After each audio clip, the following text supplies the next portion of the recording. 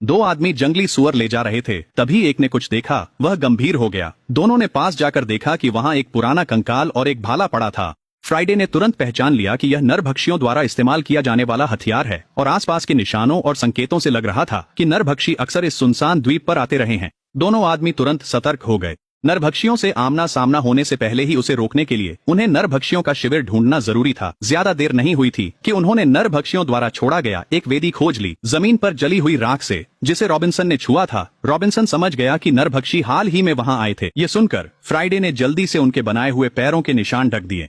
उसने रॉबिन्सन से कहा कि फिलहाल उन्हें बाहर नहीं जाना चाहिए ताकि वे नरभक्षियों की नजर से बचे रहें, लेकिन रॉबिन्सन पेड़ पर छिपे रहने वालों में से नहीं था। उसने दावा किया कि उसकी बंदूक का नरभक्षी मुकाबला नहीं कर सकते, मगर फ्राइडे ने चेताया, नरभक्षी सब याद रखते हैं, वे बिना अपनी पसंद पाए नहीं रुकते और शिकार जितना कठिन हो उसे खाने की चाह उतनी ही बढ़ जाती है। ये सुनकर रॉबिन्सन की हिम्मत तुरंत टूट गई। कुछ ही देर बाद रॉबिन्सन ने पेड़ के घर के पास एक जाल लगाया। इसका तंत्र बहुत साधारण था, जैसे ही कोई उसे छेड़ेगा, अंदर फंसा तोता आजाद हो जाएगा और पेड़ के घर की ओर उड़ जाएगा।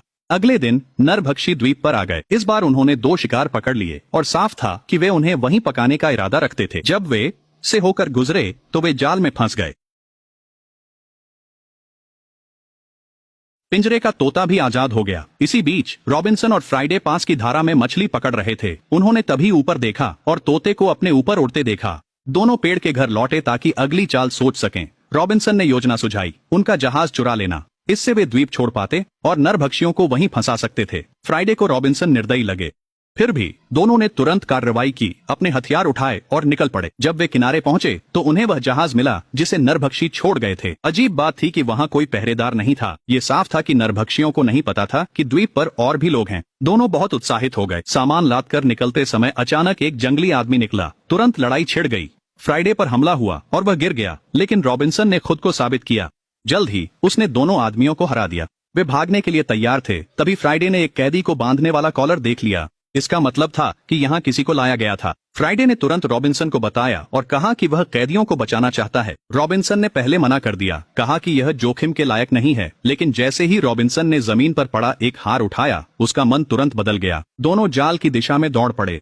आगे एक बड़ा समूह नरभक्षियों का दिखाई दिया और उनके साथ 2 जीवित बंदी भी थे। जैसे ही नरभक्षी जाने वाले थे, रॉबिन्सन और फ्राइडे ने चारों ओर घूमकर घात लगाने का फैसला किया। जल्द ही नरभक्षी उस इलाके में पहुंच गए जहां जाल बिछाया गया था। फिर अचानक एक विशाल जाल गिरा और उन्हें फंसा लिया।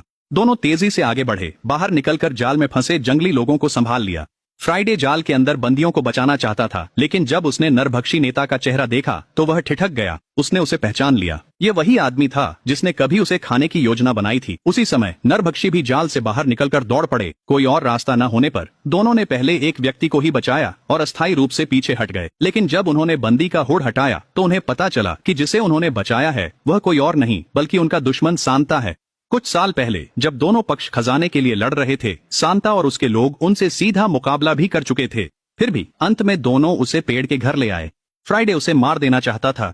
वहीं रॉबिन्सन का मानना था कि जब वे उसे बचा ही चुके हैं तो वह जानना चाहता था कि सांता के साथ क्या हुआ था। सांता ने कहा कि वह मर सकता है, लेकिन मरने से पहले उसे एक और बंदी को बचाने जाना है। यह सुनकर रॉबिन्सन मुस्कुरा दिया। उसे इस बात पर यकीन नहीं हुआ। जो आदमी खजाने के लिए अपनों को मारने वाला था, अब किसी और को बचाने के लिए खुद को कुर्बान कर रहा था।